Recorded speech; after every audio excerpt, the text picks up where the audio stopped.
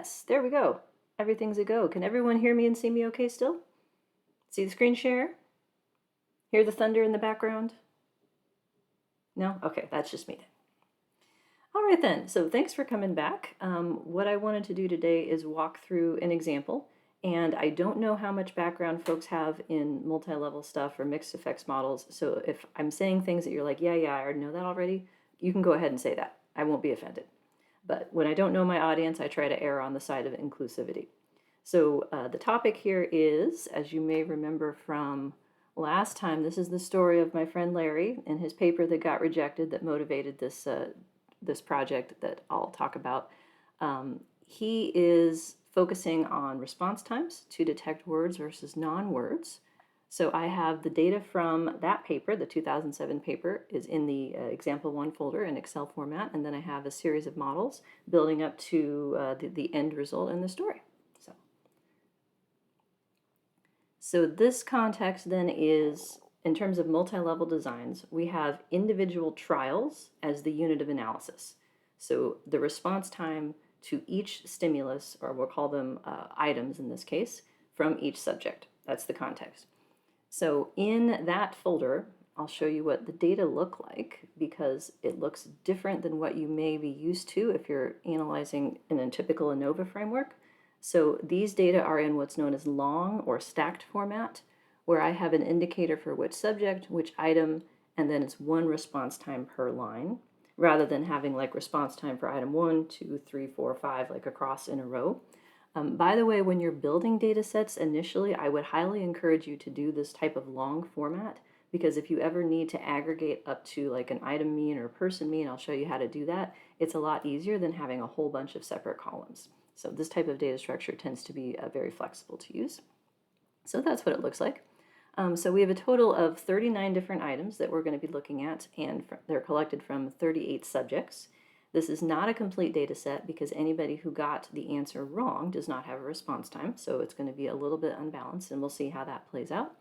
And in this fairly simplistic example, I only have two predictors, and they're both item predictors. In example 2, I have item predictors and subject predictors, where we can look at interactions and fun stuff like that. I am going to be using residual maximum likelihood as my estimator, which is the same thing as ordinary least squares if you have complete data. So some of this would directly overlap with linear models, but this is a more flexible approach. All right, so first steps first, in loading packages in R, I wanted to point out something new that I discovered while I was building this. So I've been using Elmer for quite a while to do mixed effects models, and when I tried to run an example that I had built before, it broke. And it gave me an error message about matrix something or another, and I was like, okay, I don't know that one, but Googling for a while, I found finally a solution. So there is some kind of issue with the latest version of R and LME4 and the matrix package that they don't want to play nicely together. I don't quite understand what it is, but I found this on the internet, commented out because I've already run it. If you get an error message about matrix when you're running these, you may need to reinstall these packages in this specific way.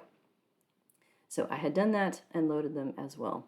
The other thing I'm doing is using something called Elmer Test. Have you seen this one before? Yes. Okay, good. That's a common one. What it does is add additional post-estimation options, such as how to get custom hypothesis tests, as well as to provide different ways of estimating denominator degrees of freedom. So in these models, degrees of freedom are not as straightforward as they are in standard regression models, and there's multiple ways to do it.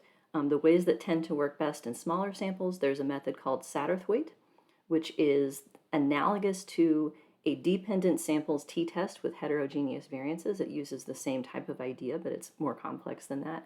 Also Kenward-Roger, which is Satterthwaite degrees of freedom with an adjustment to the variances to factor in small sample bias.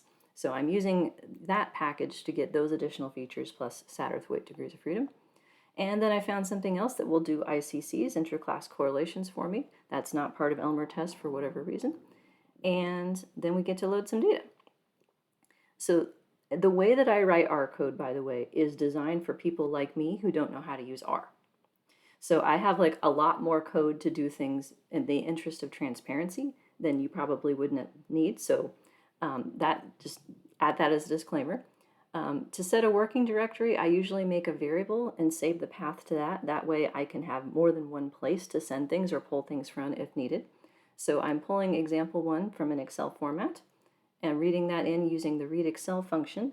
And then this is something I do for somewhat superstitious reasons. I found that sometimes databases don't import as data frames, they import as some other kind of table. So I just have this in here to make sure that I can make it work. Next step I did is to make sure that I have only rows that have complete information. So I'm filtering the data set to those that have response times and both predictors. The reason for that is that I'm using a function down below that will not work correctly if there's any missing data. It will not return an item mean or a subject mean. The other reason I'm doing it is because this is what happens anyway. So in these models, the rule about missing data is that every row has to be complete in order to be included in the analysis. So if it's missing either a predictor or an outcome for a specific trial, it won't be included anyway. So if I filter the data set to just the variables that I know I'm going to end up needing, that keeps the sample constant across models, no matter what's in the model, whether it's just an empty model or a predictor model or something like that. Then we get into some descriptives, always trying to figure out what's in your data. That's helpful. So this is response time in milliseconds. So on average, it takes people about 632 milliseconds to answer whether or not the stimulus is a word or a non-word. But there's quite a bit of variability in that, as you might imagine. So here is the variability in variance terms. I printed that specifically because that's going to show up in the first model that we estimate. For whatever reason, they only give you standard deviation, and I couldn't find an option within the psych package for Describe to get that. So if we look at the variability across levels of sampling, I'm using a function called AVE to compute a subject average first.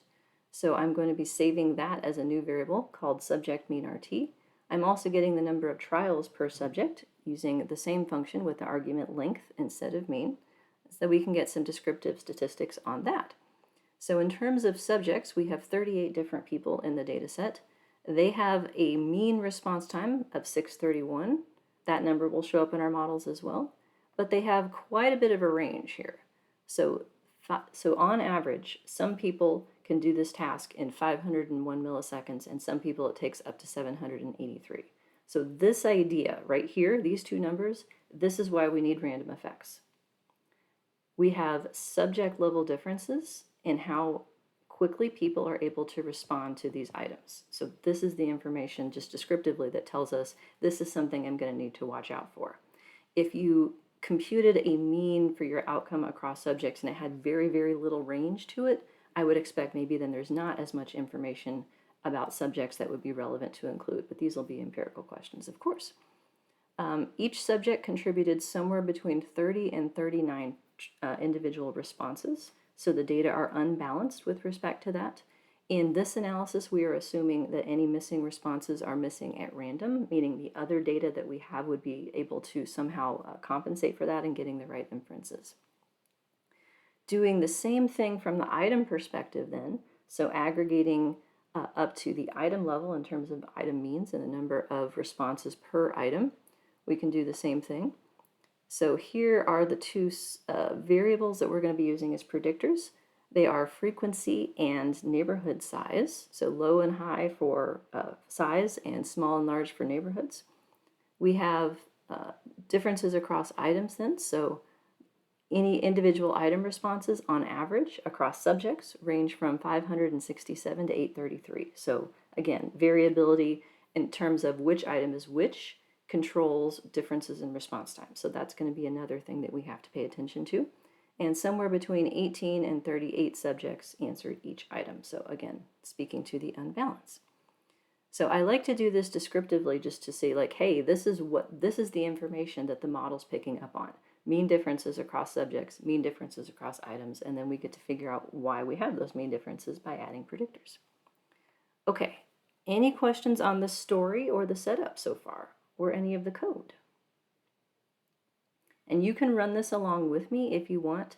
This is the formatted version of the Markdown document that I created, and there's a PDF version in case this doesn't render correctly. So I'm starting from the very, very beginning in terms of models and estimating the most simple model that you could ever have.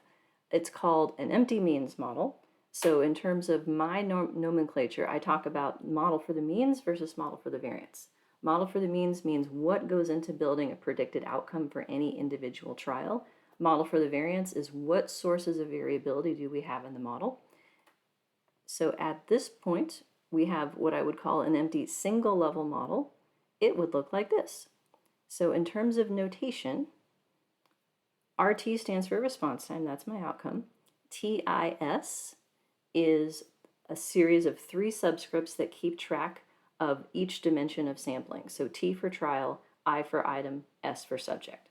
In these analyses, in terms of the notation, I'm going to keep it single level rather than using hierarchical notation, because it gets ugly real quick in cross models trying to figure out where stuff should go if you have multiple types of level 2 units, which is what we'll have here. So I'm going to stick with this. This Y looking thing here, this is gamma. It's the fixed intercept. So this, in this case, it's just going to be the mean response time across trials. And then I have E, which is a trial-specific residual. And as usual, we don't really care about the individual E values and we don't estimate them. But what we can do is estimate their variance. So right now, this model says all of the variability is across trials. We're not controlling for which subject it is and which item it is. This is just going to be our baseline. And this then is going to recreate the individual means. So to run this model, to estimate this model, I'm using GLS, which is within the NLME package.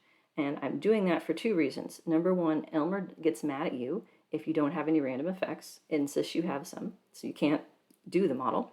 And this functionally is equivalent to a regression model, right? There are no random effects. So I could have used LM instead, which is in base R. However, I wanted to get a log likelihood value by which to demonstrate a likelihood ratio test to do a model comparison. So I'm using GLS, which stands for generalized least squares, but I'm not putting anything in it other than just a fixed intercept and a residual variance. So if I ask for the default output, I'm calling this model empty 1. We get log likelihood. Do you know what that number means? Is this a term you're familiar with? Someone's nodding? Okay. Do you want to tell me? Are you feeling brave? Who's feeling brave?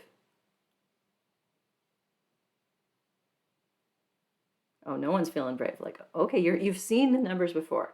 Does this number have any absolute meaning? Like, can I say, ooh, negative 8,900, that's wonderful? No, it does not. These numbers only have relative meaning, relative to across models, but I can tell you in one word what that number means: height. It's the height, it is.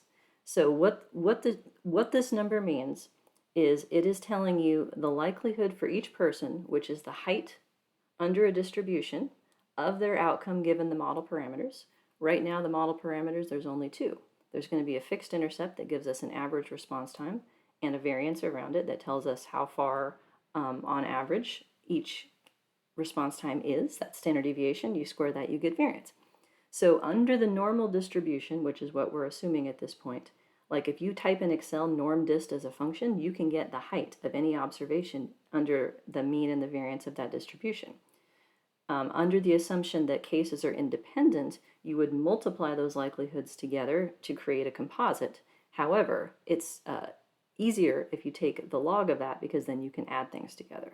So what this number represents is the log of each individual person's height summed across everyone in the sample. So it's a joint index of height across everyone. And this number is going to be as small as it is as possible. Like, this is the worst model you could have for these data. From here, the height should improve. Your data should become more likely as we add more model parameters.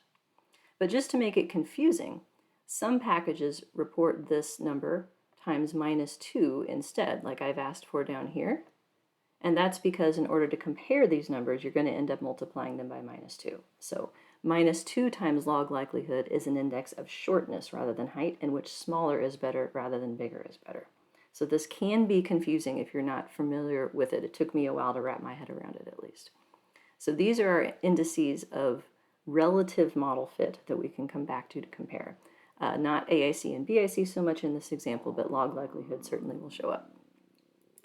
So 632 then, that number should look familiar. Yes, question, hit me.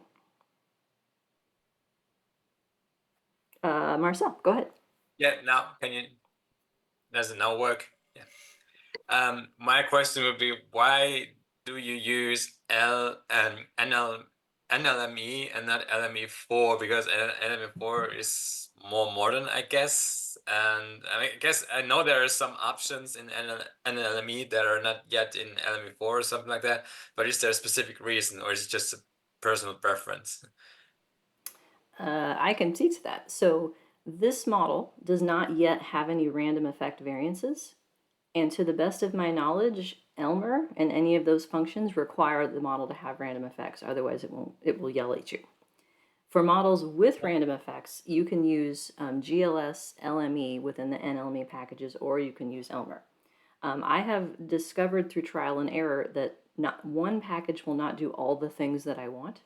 So as an example, Elmer it can run faster than an LME, but the reason for that is because it's less flexible with respect to the variance structure. So if you wanted to have heterogeneity of variance in your residuals, for instance, if you wanted to allow a different random intercept variance for one group versus the other, there's no easy way to do that. I don't think heterogeneity of residual variance is even possible. Like there's no way to access the R matrix in Elmer. But if that's not a concern, you could go either way. On the other hand, I learned the hard way that when I tried to estimate a model with heterogeneous variances using NLME's functions, LME instead, it wouldn't do a cross model correctly. So it's like you can't have everything all at once. Most of these examples are going to be in Elmer though, because in this context, I don't need heterogeneity variance. Does that help? Okay. Yeah, thank you. Sure. All right, so most of what I'm going to say, by the way, I wrote down. That way you don't have to write things down. You can just sit and think and ask questions and process. But 632, does that number look familiar? We saw it like a page ago. That's the mean response time. You should get that back. Like this is what the empty model is doing, is basically recreating the mean and the variance that you start with as a naive jumping off point, and then we further add things to customize it for different subjects and different items. Likewise, this output does not print residual variance, so I asked for it. It does print the standard deviation instead, and the residual variance in this model is exactly what it was in the data. So that's where these numbers initially come from. If we do then add variance across subjects, so I'm using residual maximum likelihood, which means that I can only compare models that differ in random effects and not fixed effects in terms of that. But I can then estimate subject variance. So model 2 still is empty in the sense that I don't have any predictors. I just have this fixed intercept. But what I've added is this term here, and I'm using Radenbush and Breich's classic notation. Snyder's and Bosker's looks like this too. I don't use the fancy U, like the Greek letter looking one. I use just the regular letter because I can draw that more reliably on a board. So my choice of notation, by the way, is entirely what I can reliably draw and what I can reliably pronounce as well. So U. So U is for you, the subjects. See, it works. And this gets an OOS subscript because the first 0 is for trial, the second 0 is for item, and then an S shows up for subject. So the subscripts in this you'll see the patterns as we start to add things a little bit more clearly. We keep E in here, and we have a variance across subjects that is estimated for U. So U's are phrased as deviations. The idea of this model is, okay, now we have an average, but it's not just the average across the trials. It's the average of the subject means. So the model starts off, okay, what's your predicted response time on average? And then U is how far off of that average you are. So if you are slow at this task and your response times are higher than average, then U will be positive. If you are fast at this task, your U will be negative. And we don't really care or need to know what the individual U values are for each subject. All we want to know is how much variance they have. So in this model, we have not explained anything about response time. what we have done is partition it. And I like to call these piles of variance. I have a website called Piles of Variance for that reason. So we've taken all of the variability in response time and carved it up into two pieces. Say how much of it is because some subjects are faster than others, how much of it is because of whatever other reasons there are. Some trials just differ from others of unknown reasons. So now I am using Elmer, which is within the LME4 package. It's the implementation that Elmer Test uses though. And I've added this random effect right here. So the one here, this one, stands for a fixed effect. I always put that in to remind myself that that's first when I'm counting parameters and things. This one inside the parentheses means a random intercept. So it's the idea of a variable. So if you put fixed and random together, you get the individual subject's mean. Printing that with Satterthwaite degrees of freedom for each of these things. Remel criterion at convergence, that's going to be my -2 log likelihood value. That will be relevant in terms of judging whether or not this model is an improvement after controlling for subject differences. And I get my two variance components right here. So if we look at just this piece of the output, variability across subjects is estimated as 5,167. Residual variability is 16,307. So those numbers are in milliseconds. That's why they're so big. I will show you in a minute a more intuitive way to think about what this number means, but does this look like a lot? What do you think? Does it look like it's different than 0? Maybe. Do you see anything in front of me that would tell me that? Do you see any standard errors or p-values or anything? No. And that's because for variances, we don't do it that way. In order to test whether or not we need a new source of variability in the model, we compare model fit instead. Some programs, such as SAS, will print standard errors and z-values and p-values here. You're not supposed to rely on them, because the closer the variance is to 0, the more lopsided its distribution is going to be. It's not going to be symmetric, obviously, since we can't go below 0. So a wald test doesn't really make sense in that context. The fixed intercept is very close to what it was before, but it's changed. So previously it was 632 and now it's 631.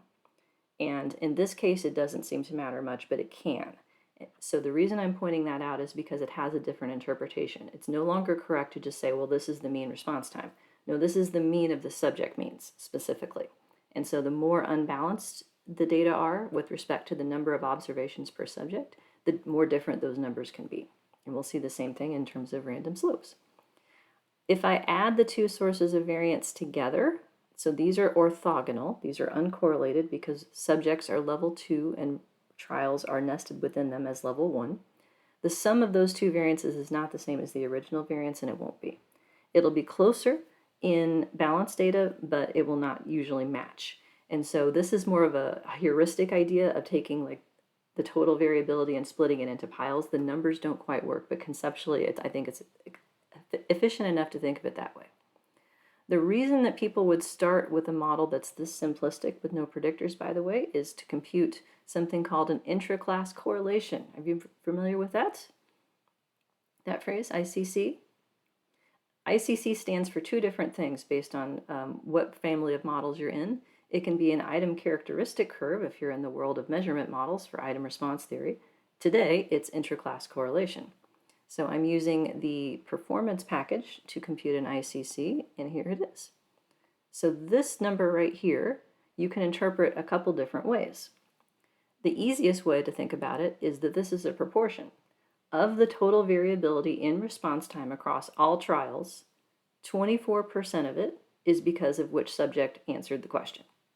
24% of all the reasons why response time differs is because of subject mean differences, and that means the remaining 76% or so is because of trials, items, and other stuff. The other way that you can interpret this is as a correlation. It is the expected correlation of response times from the same subject, on average, across all of them. So you can think about it either way. Here is where that number came from. ICC is computed as the subject intercept variance divided by that plus the residual. So the total in the denominator, the part due to subjects in the numerator. So if you work out the math, that's where the 0.24 came from. Okay, how are we doing? Good so far? Cool. See, it's the beginning of my day and the end of yours. So I figure like between the circadian rhythms, we're all kind of at the same spot. Now, what happens if ICC doesn't work as a package, or you're in a family of models that this doesn't run on? I want to show you how to actually find these numbers and compute them, because this is something that I still struggle with in using R. So there is a function called varchor within Elmer test that you can access, and I asked it to print as a data frame, and it looks like this. So this is the internal set of results that have been stored when you save the model output, and you can access those to do math on them. So I computed a new programming variable, environment variable, that is the total variability by looking in this frame here and saying, hey, that's my subject intercept variance. This is my residual variance. So row 1, column 4, plus row 2, column 4 gives me the total. So that's where that number came from.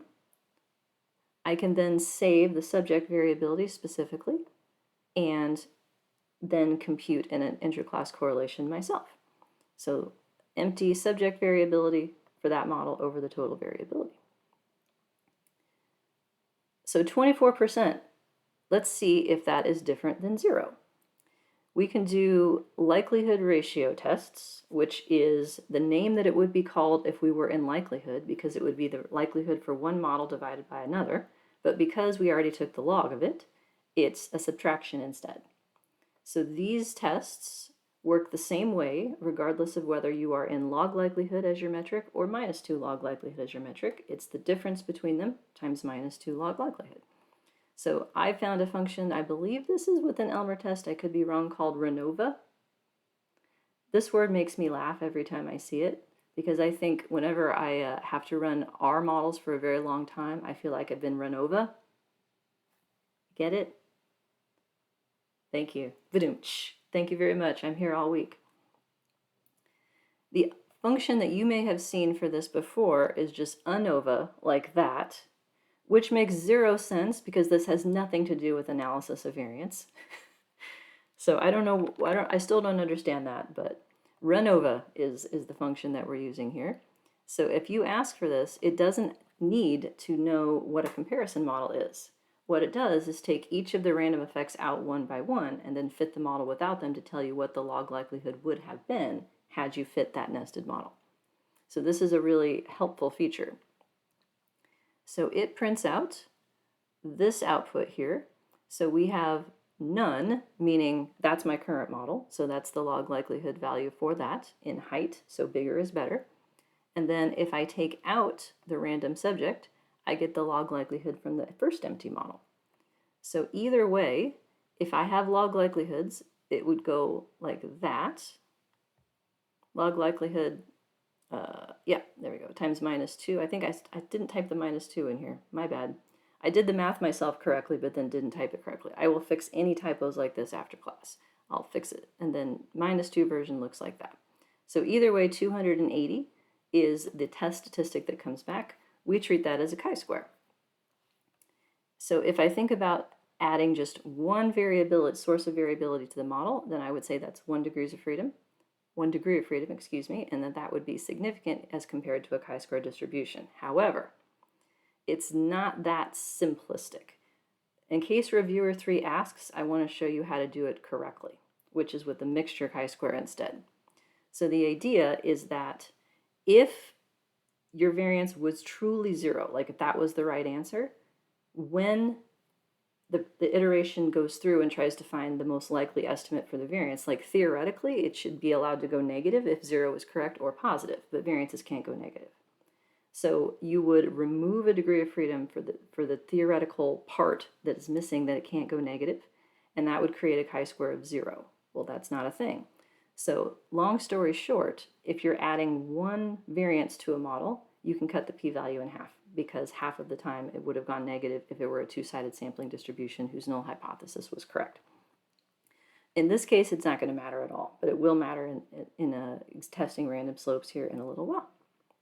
So yes, looks like we do need to keep the subject random intercept variance. That's the test statistic for it.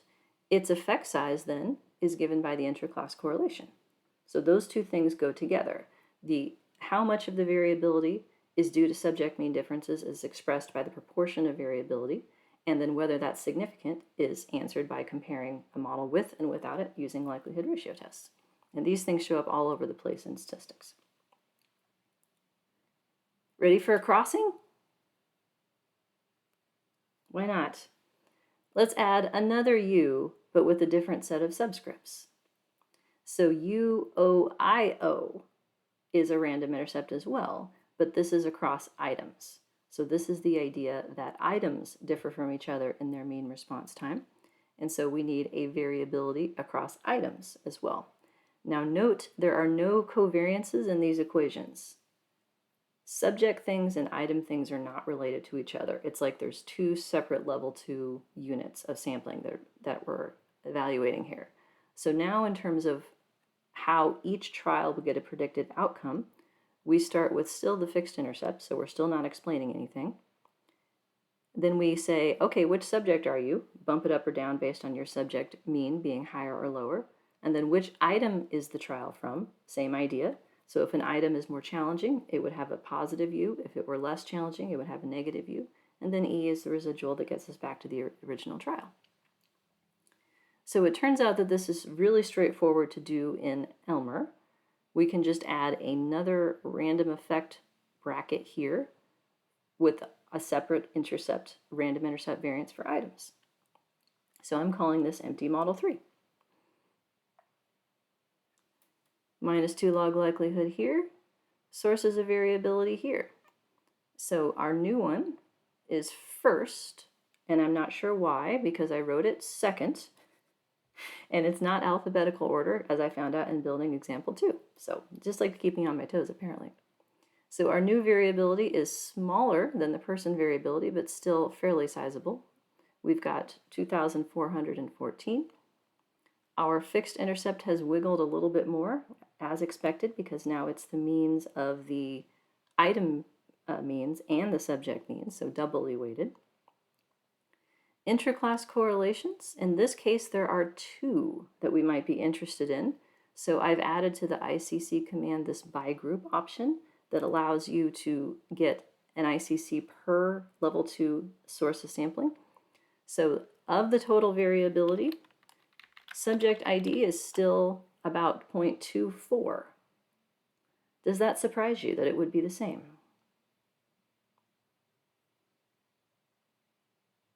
Coincidence or consequence is the way I normally ask the question.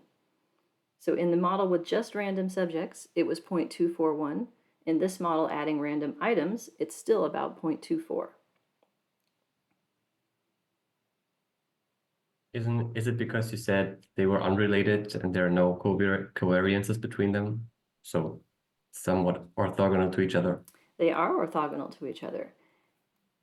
Yeah, if you think about like the overall like pie chart of variability, we carved out a piece for subjects. The item piece comes out of residual. And that will always be the case. The way these models work is they continue to carve up residual variance into new level 2 units. So it doesn't come out of subject variance, it comes out of residual variance instead. Did I see a hand?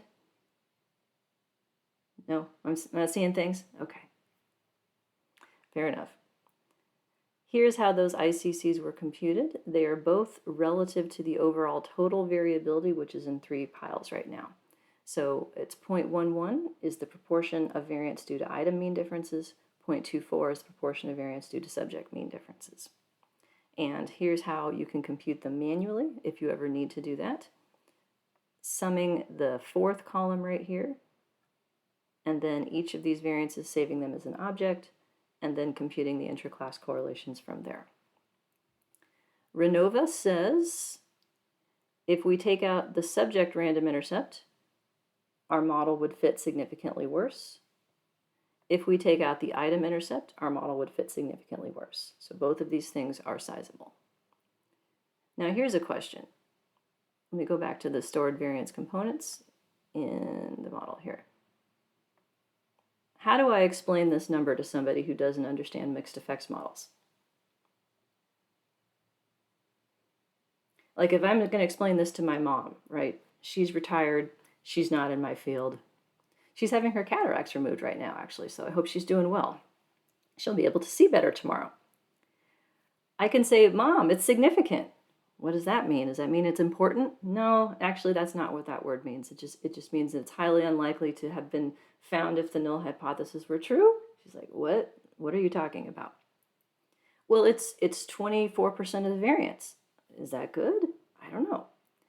So these numbers can be somewhat, I think, abstract, but I do have a strategy that I like for how to make them a little bit more understandable to folks who don't do the modeling. And that is a strategy that I stole from Snyders and Bosker in their multi-level textbook, which is to compute random effects confidence intervals like this. So if you think of the word confidence interval, normally that would be like some estimate and then 2 standard errors around it makes your confidence interval. That's not this. This is different kind. Rather than try to describe the expected variability of the estimate across repeated samples, what this is doing is within this sample, trying to describe the expected variability in the item means and the subject means. So what we looked at originally in terms of the descriptive output, this is the model-based version of it. So if I wanted to compute a confidence interval for subject random intercepts, I would start with the fixed intercept, which in this model was 635, and then 1.96 for the 95% confidence place times the square root of this variance. So in more plain language, it's basically the slope, the fixed intercept, and then 2 standard deviations around it. So we're trying to describe the expected variability of our subject means. And if you work out the math, it ranges from about 494 to 776.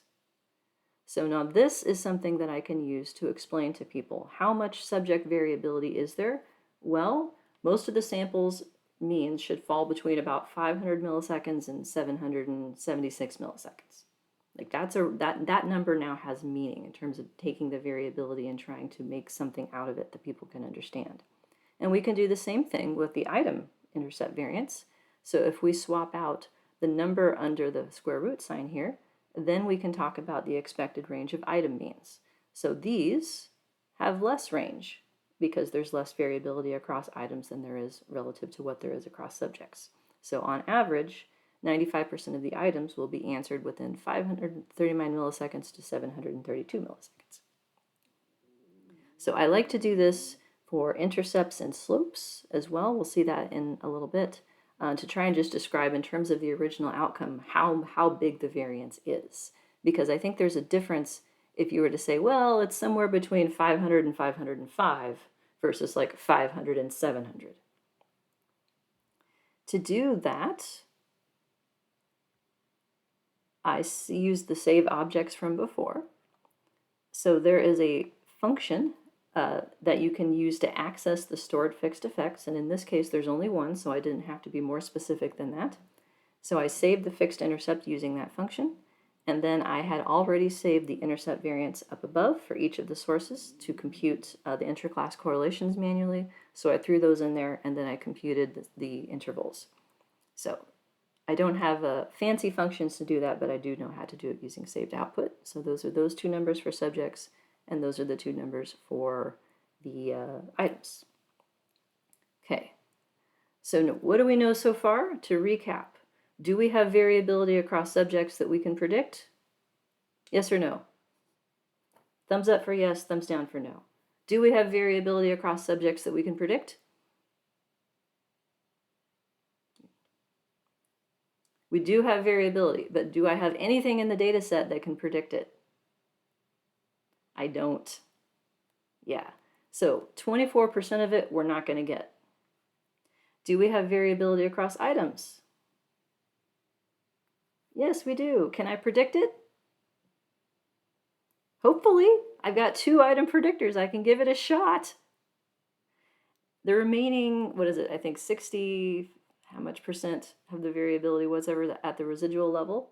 Do I have anything that can predict that, the level 1 residual? In this case, I don't. That would have to be trial-specific information would predict the level 1 residual. In the next example, we'll have some of that. And I had to scroll this back because the next model is going off the page. I learned, by the way, that if you render your R Markdown to Word and your equations go off the page, it will break it.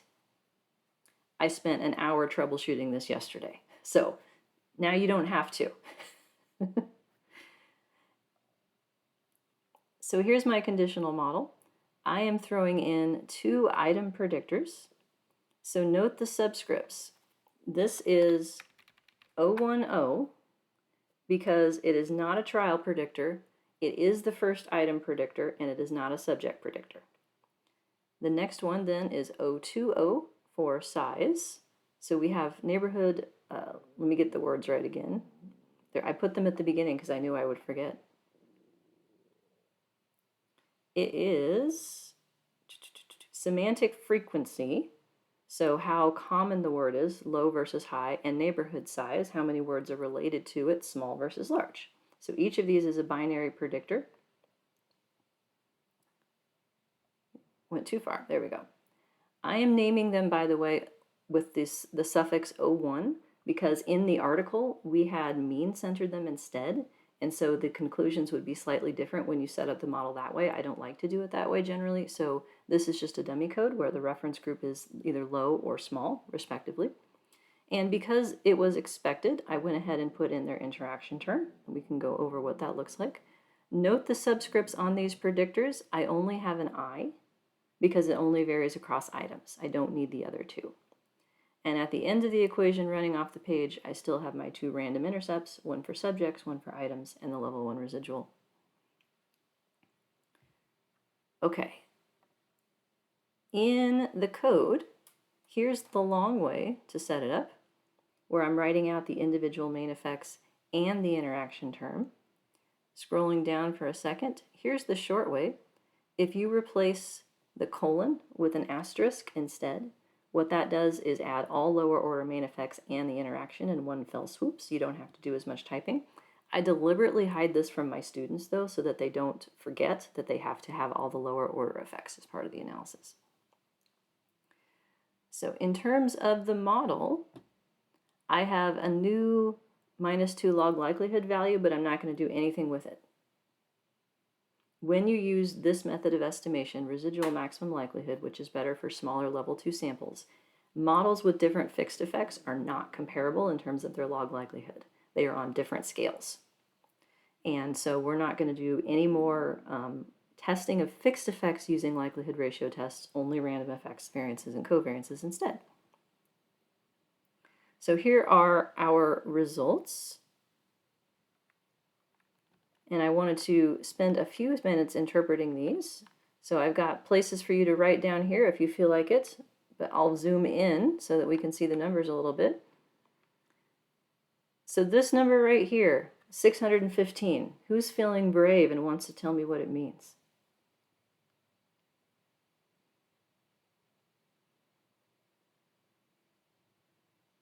I don't want to cold call on folks. But if no one's feeling, okay, puppy being brave. All right, go for it, Sabrina. It's the reaction time that we would expect if all the predictors were 0. Yes. So in the reference group in this case. Yes, and what kind of word is that?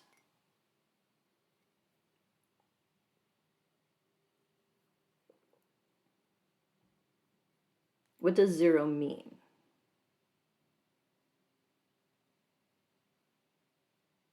Who else is feeling brave?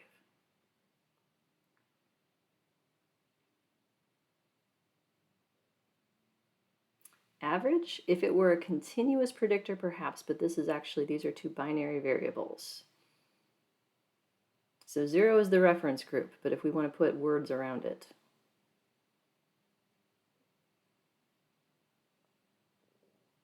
Small and low. Yeah, low and small. Take it either way. Yep.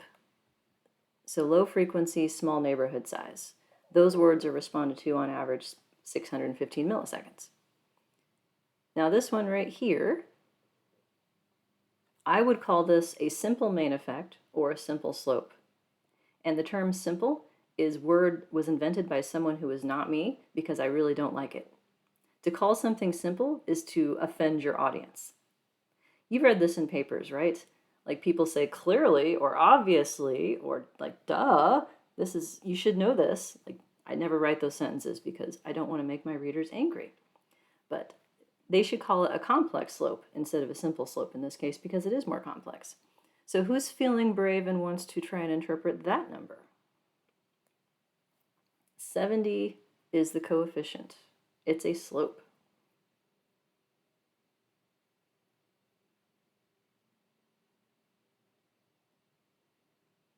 It's how the expected response time changes or adds up when there's a high frequency of words compared to a low frequency of words. Yes, exactly right, but you got to keep talking. Because And a small size. Yeah. There you go. Yes. So this is how high frequency words differ from low frequency words. And I like how you said that because it's clear what the reference group is. So high frequency words take longer in this case, but that's only the slope for frequency when the interaction term drops out. So for size 0 for small.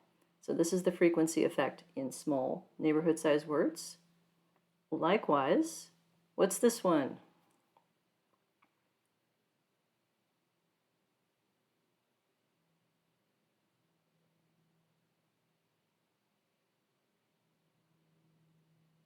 Nobody wants to play? There we go. Alada, go for it. Yeah, how the average response time would differ between small and large size for frequency being low. Yes, exactly right. Very good. Now the interaction term. Is this something that you folks have been trained on interpreting as a strategy? Okay, then who's feeling brave?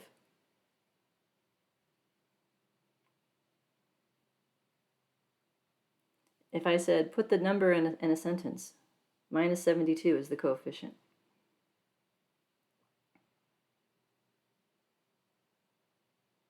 You can type to me too, if you don't want to talk.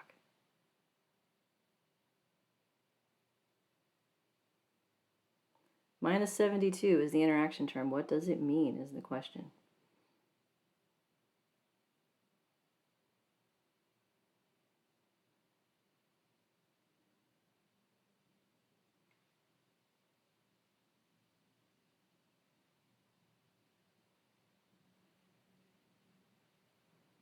I can be patient. I'm a mom. I can wait out anything. You always need a graph to interpret it. I'm going to make you a graph. But the question is, what does the number mean? Because what a lot of folks will say is, well, this is what happens when they're both high. One's large and one's high. Like, nah, that only works as an interpretation in this case where we have two binary predictors. But I do hope this is a skill I can help you develop. So there's really only 4 kinds of interaction terms in the world. The role of an interaction is to change the slopes of its constituent main effects as a function of the other variable. So this interaction would take the frequency slope and change it in large neighborhood words, or it would take the size slope and change it in high frequency words. And there's only 4 kinds. It will take each of those slopes and make it more positive, less positive, more negative, or less negative. The difference between, we had interpretation, the difference between high and low frequency words reduces by minus 72 if large compared to small. Yes. So the focus is, let's see, which way did you go? High and low frequency, this one. So this is the effective frequency for small sizes. This slope, I would say, is less positive or reduces by 72, so it's actually going to kick it over into the other direction. So the effect is much smaller for frequency in in large size words. Same thing would go in this direction. The effect is going to go off of positive and down into negative. So this number is a slope difference specifically. It's always the difference in slopes. So right now we have one simple effective frequency. We can predict what it would be. It would be 70 minus 72 in the other kind of word. Likewise, we can predict what it would be, but we don't have all of the follow-up information that we would want to see if it's significant in the alternative groups, but I can show you how to do that.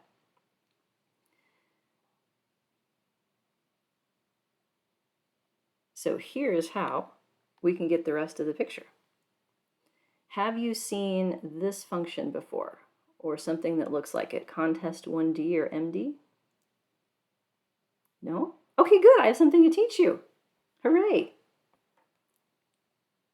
So this strategy, it depends on which package in R you're in, how you would access it. I use GLHT most of the time, which works with linear models and generalized linear models. Contest 1D is an Elmer test thing specifically, and I think there's a few others. But the idea is that what we're going to do is ask R to access the coefficients from the model and do math on them for us. The benefit of doing it this way is that not only do you get the estimate that is implied by the model fixed effects, but you also get standard errors and hypothesis tests for it at the same time. Understanding how it works, though, is the tricky part. So first thing that I'm doing is generating predicted outcomes for each kind of item within the 4 possible kinds. So here is the equation by which I can do that. Predicted RT, so that would be like RT hat, for instance, is just the fixed effects. The U's and the E's are not here, so just the fixed effects is what this is doing. So each of these spaces, these numbers in here, what those numbers are their multipliers. And the order in which you list them corresponds to the order in which the fixed effects showed up in your output. So you would have to have that information in order to figure out how to write the statement. And it's not the way you wrote it in the code, it's the way it shows up in the output. It always puts the interactions last, for example. So what I'm asking for here is to say, I'd like 1 fixed intercept, and I do not want anything else. So essentially the 1 is implied in the parentheses here like that. And I'm saying, hey, for this variable, fill in a 0. For this variable, fill in a 0. And for this interaction term product, fill in a 0. So I'm recreating the fixed intercept. If I wanted to get the predicted outcome for low frequency words of a large size, then that's the next one down. I need 1 of the fixed intercepts. I do not need any of the frequency variable because I'm at the left reference group of low. I do need 1 for the size predictor. And I don't need anything for the interaction term because 0 times 1 is 0.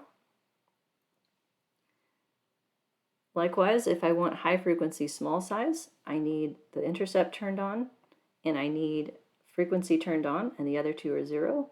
And then if I want the last one, high frequency large size, so both alternative groups, then the interaction term finally kicks on to 1, and I need all of that. So you can use these statements to get predicted outcomes that I can throw in a plot. And you can also use them to get predicted slopes. So I wanted to show you the logic of that as well. So the rule to figure out how to get simple slopes for any other non-reference group in your model, there's 3 steps. You go into the equation, find all of the places where that variable is mentioned, and bring it down. So for instance, if I wanted to get the frequency slope for any value of any predictor in the model, I need to find all the places where frequency is. So just here, not here, and here. So I bring that down, that step. Then we factor out the variable the slope is for, and what's left are the ingredients. So I can figure out what the frequency slope would be for any level of size with just those two numbers. The main effective frequency plus the interaction term for how it varies by size. The pattern then is similar but in reverse for predicted size. I need just these two because these are the only two that have size in them. Bring those down, factor out size, add the O1 that I forgot to type. Oops, not that one. There we go. And then the ingredients tell us what's left. So the main effective size plus the interaction term times frequency. So these ingredients are represented down here in this code that gives us simple slopes. So for instance, if I want the frequency slope for small size, for demonstration purposes, I don't need a fixed intercept because that's not in my equation. I do need the main effect of frequency. I don't need the interaction because it's for small size. But if I wanted the frequency slope for large size, then I don't need the fixed intercept. I do need the frequency main effect. I don't need the size main effect because that doesn't have anything to do with frequency, but I do need the interaction because it turns frequency on to 1 as the moderator. So then that looks like that. Same thing with the size slope for low frequency. I can ask for that with just the size main effect, but if I want the size main effect for high frequency, large neighborhoods, then I turn on the interaction term. So in this case, it's fairly simple, but these things can get very ugly very quickly. And the second example is much more complex than this one.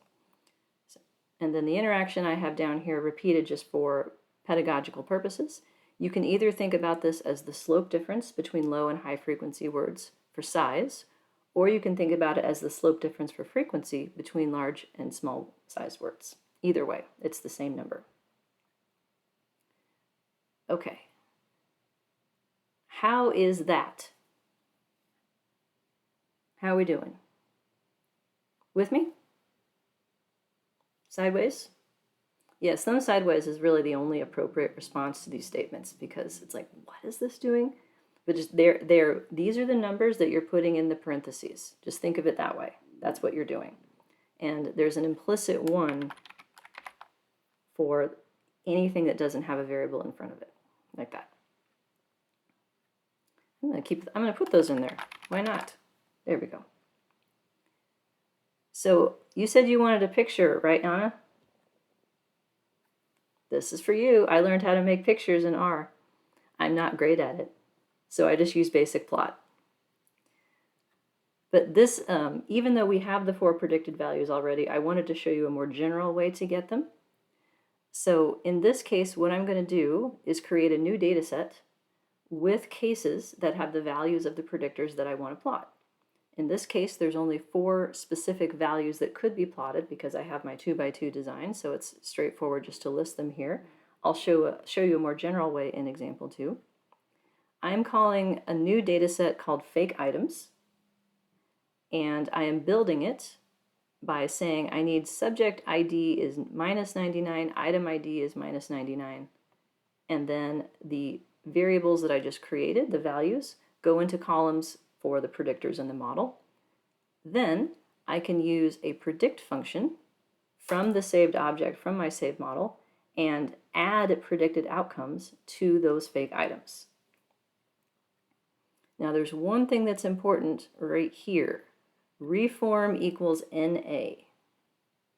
That means don't add in random effects.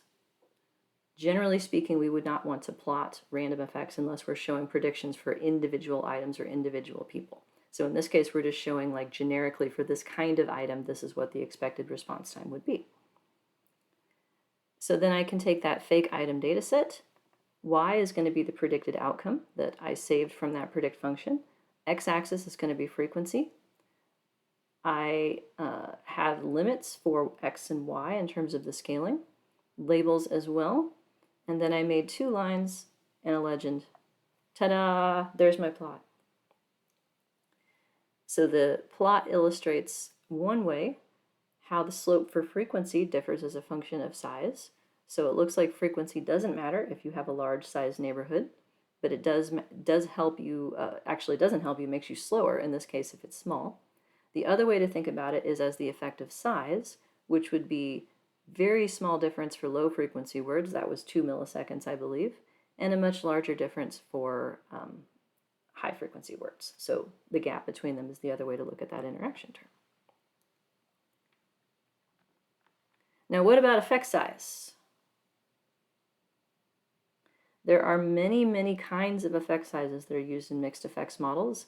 The one that I think is most appropriate for this example is something called pseudo R-square.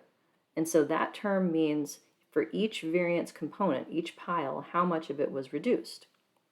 In this case, all I have are item predictors, so the only thing that could have been reduced is the item variance.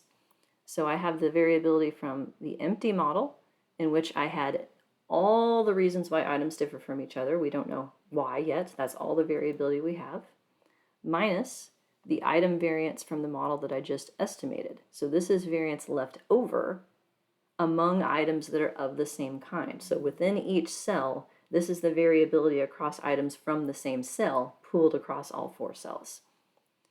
So in general, the way you can remember this formula easily is it's what it was minus what it is over what it was. What was it before minus what it is now divided by before. And so it works out to be about 0.3.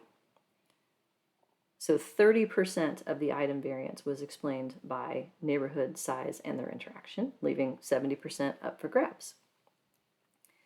How you can compute that yourself is, again, varchar is where the variance components are stored, and it looks like this if you print it as a data frame. So I saved each of these values, item variance, subject variance, and residual variance down here. That way we could compute R-squares for any of them. So I did the item one first. So item variance difference between the previous model and the current model divided by the previous model, and then printing that. So there's my 0.29. I did the same thing for the subject intercept variance, and it worked out to be this tiny number. So the variability across subjects is largely unchanged. Not a coincidence, because we didn't add any subject predictors by which to explain it.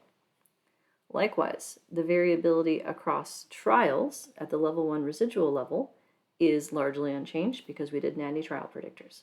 And it won't work out perfectly in practice, but it will be pretty close for something that is this cut and dry. In terms of a hypothesis test for whether that pseudo R-square is significant, we can get an overall test of the prediction for the model by using something called contest MD for multiple dimensions. And what this is doing is saying, hey, can you take the first slope and take the second slope and take the third slope and give me a joint F-test for all 3 of them together, testing simultaneously where the 3 of them are 0. This is directly analogous to an F-test in regression. So do you remember that back in the day? We had sums of squares model, sums of squares residual, then we had an F-test for the model. This is the analog to that. This is an F-test for the model, just done within residual maximum likelihood. So here's my F value for 3 degrees of freedom, the 3 slopes I lumped together to get it. And yes, so it looks like I would say overall we were able to significantly predict response time. Do we have significant variance left? We can ask that question via RENOVA. And subject variance, didn't explain any of that, it's still here. Item variance, even though we explained 30% of it, is still detectable. So yes, it looks like there are differences across items within the same kind that we would potentially need more item predictors to explain. Okay, questions or comments so far?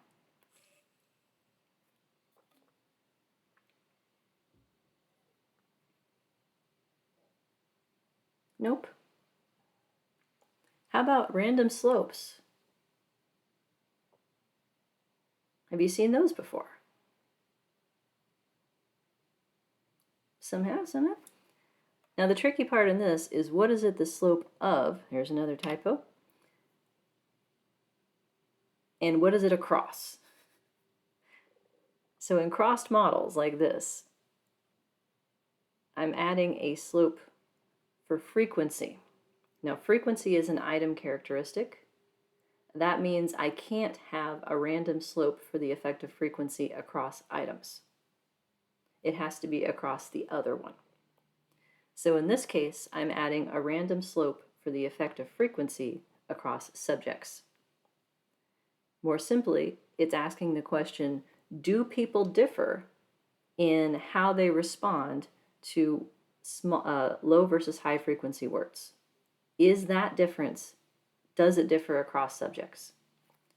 So U01, so again the subscripts, it's a 1 here because that corresponds to the fixed effect that goes with it for frequency. It should be, hang on, there we go, an S in the third spot because it varies across subjects. So we're adding this new thing here, which changes the subject random effect structure to be a matrix instead of a value. So this is implying that when you add a subject random slope, you are also adding a covariance with the subject random intercept. So because both of those U's come from the same subject, they get to be related to each other. So we have intercept variance still, and we have subject variance still. However, this intercept variance has changed interpretation. So when you have a fixed slope, and the fixed intercept then becomes specifically when the variable the slope is for is 0, the same thing happens on the random side. So it is no longer correct to say that this represents subject mean differences. It's subject mean differences specifically when the variable the random slope is for is 0. So these would be subject mean differences to low frequency words specifically. And then the slope is differences across subjects in how low frequency and high frequency words differ from each other. There's no covariance with the item random intercepts still though. So item things stay separate from subject things in these models, in this design at least. So to add a random slope, we put that inside the subject random block, not inside the item random block, that will break it. And we ask for our new results. So now we're back to paying attention to log likelihoods and -2 log likelihoods because we'll need those in just a second. Here is the new part of the model. So 371 is the estimated variance across subjects of the frequency slopes, and it has a correlation instead of a covariance. Some programs give covariance, some give correlation with the random intercepts. So what do you think about this number? Is this big? Is it a lot? Exactly. We can find out if it's not 0 in a minute though. We can do that. So our friend Renova will help us do that. So this is going to conduct a likelihood ratio test against the model with just a fixed slope. So the same fixed effects are in both models. We're just adding on a random slope. So the line that we're interested in would be this one right here. So this is the difference in -2 log likelihood relative to the previous model in which the slopes were only fixed and we did not have a random slope. Note that it's 2 degrees of freedom here because we didn't just add a slope variance, we added its correlation with the intercept. So that counts as 2 new parameters. Likelihood ratio test is 4.87. P-value is 0.09. So this is a case in which reviewer 3 has a point if they want you to do a mixture chi-square. Can I show you a picture real quick? Let me find this picture right here. This is from my longitudinal class. I will put a link in the chat so that you can see where that is coming from if you wish. 1 second.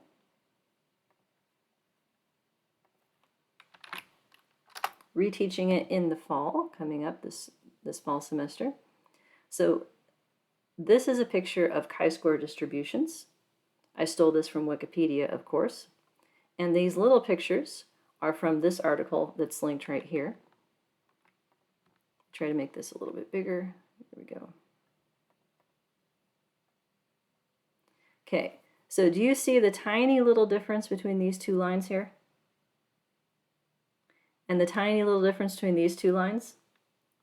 This is the difference between using a regular chi-square to do a likelihood ratio test versus a mixture.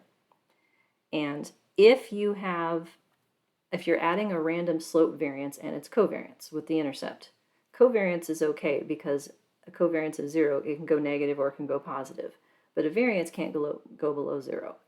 So the most correct way to do this test is to use a mixture of chi-square distributions of degrees of freedom 1 and degrees of freedom 2, and that's what the solid line is here. So it changes the critical value from 5.99 for this test to 5.14. And to get a mixture p-value, bye-bye Larry, I showed how to do that down here. So I can compute the difference in log likelihoods myself. That's the 4.87. I'm then asking for the p-value that it would be if I use degrees of freedom 1, which would be for the situations in which the variance wants to go negative, but it's not allowed. Another p-value I'm computing for degrees of freedom 2, which is if it were positive, that's the naive test. So this is the one that shows up on Renova's output. And then to mixture them, to blend them together, I multiply each by 0.5 and I add them. So it's essentially then creating a new mixture p-value, and that p-value is 0.057. So in this case, we would come to the same conclusion if we do the correct version of the test versus the naive version. The difference in practice is that the chi-square is going to be a little bit conservative if you don't do the mixture. So if you're okay with being conservative and not wanting to bother with this, I can live with that too. To convey effect size as to how different these slopes are from each other, they're marginally significant. We start with the fixed slope. So what was the effective frequency in this case? And then we can use the new random slope variance to build a confidence interval around it. So the math works out to be 32 to 107. So in English then, the subject slopes for the difference between low and high frequency words, 95% of our sample would have differences between those kinds of words of 32 milliseconds up to 107. So not enough of a signal to merit keeping it in the model, but this helps to convey some semblance of effect size in terms of that.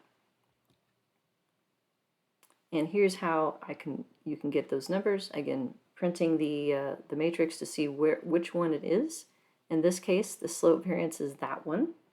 The one that has both variables listed is the covariance or the correlation in the last column.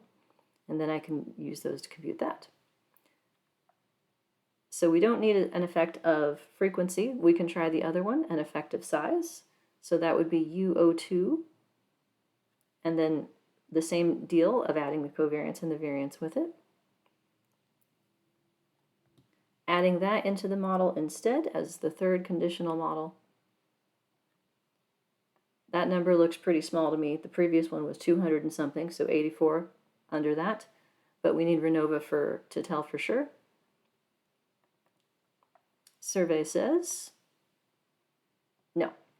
So a p-value of 0.96.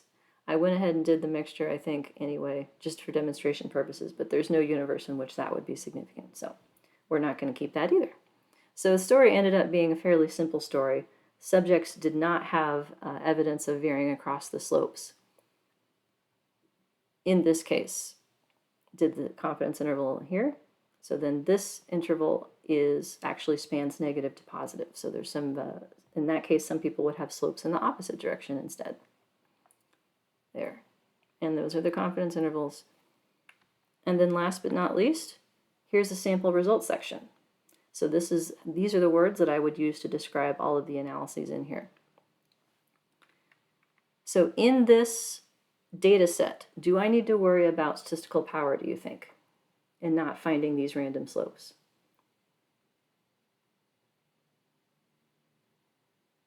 I have how many trials do I have?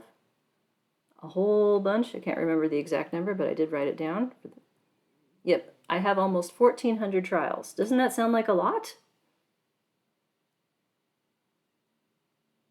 You would think with the sample size of 1,400 that I would have plenty of power.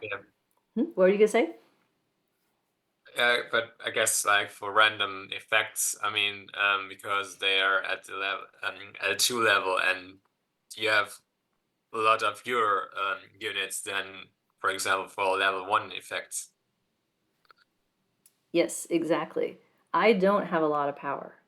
So this is one of the things that when I do power analyses for people, I help them write grant applications, that I usually have to break people's hearts. So in terms of detecting differences across subjects, such as in random slopes, or if I had subject predictors, I've got 38. The fact that I have 1,400 trials is irrelevant to having sufficient power to detect differences across subjects.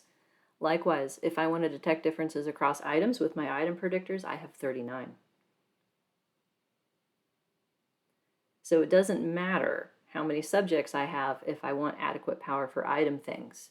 It doesn't matter how many items I have if I want adequate power for subject things. Where this gets very ugly in practice are things like cluster randomized control trials, where the assignment is at the cluster level. So I once had a grant proposal that I helped with where they had like 30,000 students across very large school districts, and they were going to assign 5 schools to a control program and 5 schools to a treatment program. And I told them, like, this is not going to, you have no power. Like, what do you mean? We have 30,000 students. Like, nope, you have 10. You have 5 of these and 5 of these. So thinking about sample size planning and power in these designs, you have to pay attention to not just how many overall observations you have, but overall observations of each kind. So that's the end of Larry's story. Questions on any of that?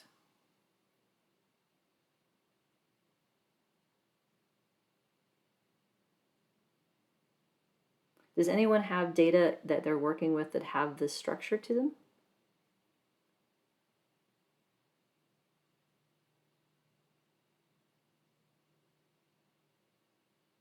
No, not so much. Okay. Well, then there are 2 things that we could do next. Option number 1 is to start the second example, which is more complicated. Option number 2 is to end early.